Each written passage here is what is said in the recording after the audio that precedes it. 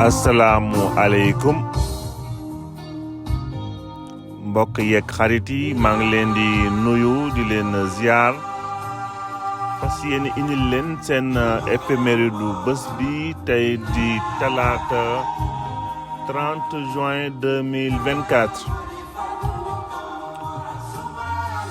suñu ñetti thèmes yi tey tourné autour de la structuration de l'État après l'indépendance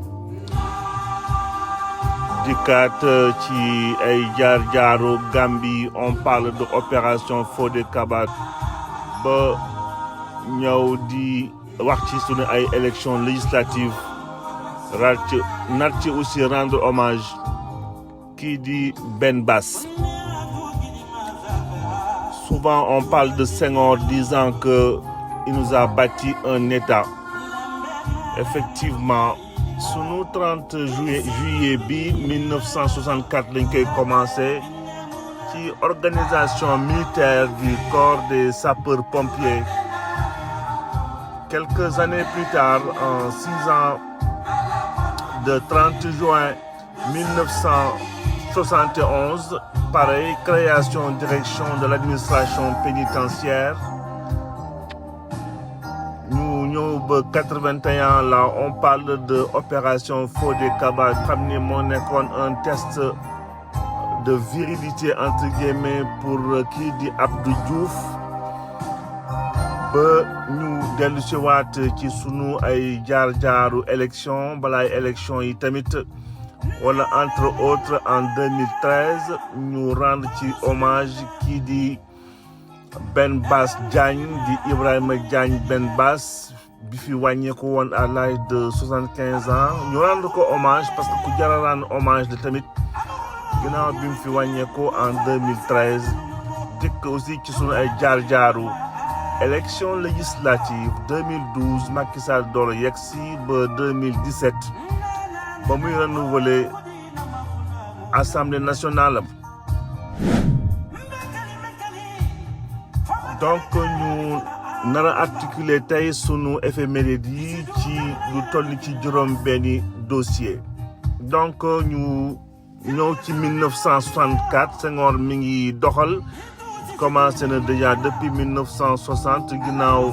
62 d'ailleurs précisément ginnaaw fexe na ba mettre le vide autour de lui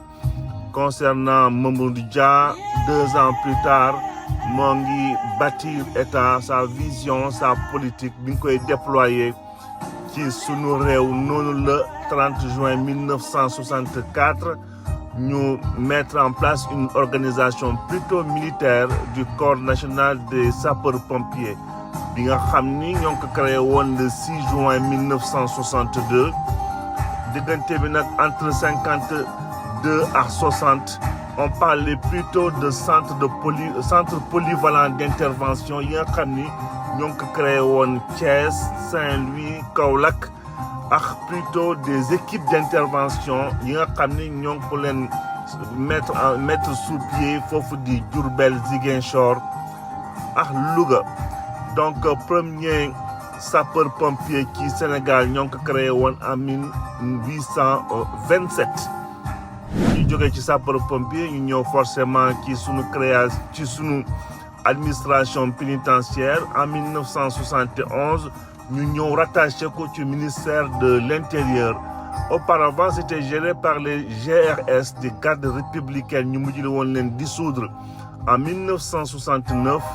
ba après création direction générale de la sûreté nationale. mbokk yi ñëw encore une fois dellu ci waat ci opération Fodé Kaba. Opération Fodé Kaba bi fan yële ñëwoon nañ ci wax ci après disparition wu kii di Kukoy Samba Sagna bi nga xam ni on l'a traité de tous les noms de rebelle, de terroriste, de tout ce que tu veux. wante Kukoy Samba Sagna moom jàppee woon boppam rek koo xam ni kii amoon ni mu gisee woon réewam ci ay doxalinu démocratie. Il avait son mot à dire et il avait le droit de le dire. Tout simplement ba ñu dëkkal ko fi mu doon en tant que limite un grand délinquant fekk ci teel rek na engagé politiquement pour réewam. Donc 30 juillet 1981 dans le cadre ay accord de guerre accord de défense yi nga xam ne ñu ngi signé woon entre ñaari réew yi noonu la kii di Abdou Diouf activé opération Fodé Kaba pour ñëw sauver kii di Daouda Diawara bi nga xam ne bii dafa demoon mariage wu Prince Charles foofu ci Angleterre ba ñu jël ci ñu commencé nangu nguuram noonu la donc ñu def descente foofu Gambie pour rétablir comme on dit entre guillemets habituellement ci sunu jamono yi l'ordre républicain. Donc ordre républicain boobu moo waroon a tebbi dàq ku koy Samba Sagna pour joxaat mbir yi kii di Daouda Diawara donc mbir yi noonu la demee woon ci jamono boobu. ñu dellu si ci sunu guest star tey kii di Ben Bass donc Ben Bass Diagne bëggoon nañ ko tey rendre hommage ci gis-gisam ci doxalinam ci parcours am parce que Ben Bass Diagne nekk na koo xam ni kii posé na fi ay actes yoo xam ni ñu bëree war na ma ci seen foofu ñu nekk ñoo ngi ko ne encore di ko gërëm di ko respecter parce que autant c'était un homme d'affaires généreux autant dafa doon activé wu bu baax a baax sur la cause on va dire la cause religieuse tout simplement parce que ba muy créer son groupe bi muy créer d'ailleurs son groupe Excaf en 1972 Ben Bass Diagne di Ibrahima Diagne en sa qualité de patron de presse noonu la participer ci promotion démocratie au Sénégal ak lépp li nga xam ne mooy rayonnement wu islam moo tax d'ailleurs muy démocratie ak islam moo nekkoon ligne éditoriale bi nga xam ne bi defoon na ko ci rajo Dunia nekkoon deuxième rajo sœur après création Sud FM bi nga xam ne ñoo ko créé woon en 80 Dunia en 95 et puis surtout Sud FM si ma mémoire elle est bonne en 94 bi nga xam ne d'ailleurs Abdou Diouf moo ko ñëwoon inauguré dans le cadre de la décrispation démocratique ci sunu réew après la mise en place du code consensuel de 92 bii di Kéba Mbaye donc il fallait aussi au niveau médiatique ouvrir les choses pour laisser le peuple s'exprimer librement pour ñëwaat ci Ibrahima Diagne Ben Bass nekk un entrepreneur bi nga xam ne bi surtout xamee woon nañ ko non seulement pour discrétion wante koo xam ni ki dafa laabiroon dafa yéwénoon ci alalam te lépp li nga xam ne daawoon na ko def ci sutura ak ci teraanga ñuy wax dëkkaan wala ñaata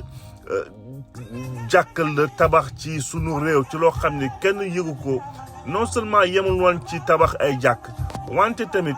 daawoon na dimbale église catholique ci sunu réew donc c'était quelqu'un qui était vraiment au service de la nation et des populations donc noonu la doon agir toujours discrètement ñu bëri lañ ko xamal sax xëy na ba muy génn àdduna la ko nit ñi xamal mais lépp li nga xam ne daawoon na ko def li ci ëppoon ci sutura ak teraanga la ko doon defee donc ñu xamee woon rajo Dunia aussi rajo boo xam ne bi comme ni ñuy wax macha allah kenn amul woon lenn loo xam ne rek daawoon nga ne manqué de respect amoon nañu taxawaay bu honorable ci sunu réew ba tey d'ailleurs seeni way mi continué di law donc noonu ñu wax tey ci disparition kii di Ibrahima Diagne Ben Bass à l'âge de 75 ans ñoo ngi ko fi rendre hommage pour ay jëfam ak ki xolam di ñaan borom bi fu mu ko fekk jëfam yi rafet yi mën ko fa jëriñ di jeexale sunu éphéméride di tey ci sunu ay élections législatives toujours après élection présidentielle bu 2012 d'ailleurs tey le Moustapha Niasse nañ ko éliroon président Assemblée nationale bu Sénégal waroon na ñëw remplacer kii di Mamadou Seck bu Parti démocratique sénégalais ñu dellu si waat en 2017 5 ans plus tard ñëw organiser seen élection bi nga xam ne bi li ci gën a métti toujours mooy le système de raw gàddu boobu moo taxoon tappalekat bi di Macky Sall fexe ba saboter le système démocratique le système électoral pare na ay liste yu dul jeex moo taxoon élection 2017 bi tappalekat yu bëri yu mel ni moom ànd ak moom créé bu lu toll ni ci ñeenti fukk liste ak juróomi ñaar pour fexe ba ñoom ñu mën a raw fu ñu rawee rek gàddu mbir ya parti de kii di Benno Bokk Yaakaar d'ailleurs ils n'ont même pas eu la majorité ci élection yooyu parce que boo xoolee seen voix biñ ko dajalee yëpp ak seeni ay tappale tollu woon rek lu dul 49,47%. coalition Wattu Sénégal 16,67%. coalition Manko Wattu Sénégal 11,72%. parti de l'unité et du rassemblement du PUR 4,69 ak benn liste atteindrul ak yeneen liste yi nga xam ni atteindruñu sax 2%. donc loolu lépp nekkoon ci ay tappale Macky Sall dans le cadre démocratique jaxase mbir yi gën ko jaxase en 2022 ginnaaw famille politique yëpp comprendre nañu sa stratégie ba ñu dajalee de créer seen intercoalition noonu lañu ko secoué ba mu naroon a ñàkk majorité bi foofu ci Assemblée nationale bu fekkoon doon ay tappale ñoo ci toppoon. donc di jeexalee fii tey sunu éphéméride yi ba ëllëg ci àllarba ji dikkaat fii ci 31 juillet bi yàggalee waxtaan bi d'ici là passez une excellente journée ba ëllëg incha allah.